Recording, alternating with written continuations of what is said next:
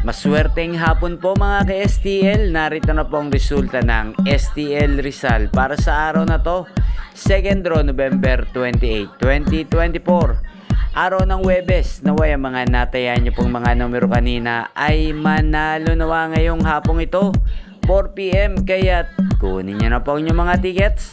Narito na po ang resulta. Ang mga numerong nanalo sa STL Rizal ngayong hapong ito, November 28, 2024, 4 PM, second draw result, 1 at 28 in exact order. Sa lahat po ng tumaya kanina sa STL Rizal para sa second draw ng 1 at 28, congrats po sa inyo, panalo po kayo. Again, 1 at 28 in exact order. At shoutout po natin ngayong hapong ito sa STL Rizal, si Ate Lolet. Ate Lolet ng Rizal, shoutout po sa iyo. Naway swertehin ka na sa STL Rizal ngayong araw na to. At sa lahat po ng mga taga Rizal dyan, shoutout po sa inyo. Naway nasa mabuti pa kayong kalagayan. Lalong-lalo na po sa aking mga subscribers na walang sawang nanonood ng aking mga videos, shoutout po sa inyo.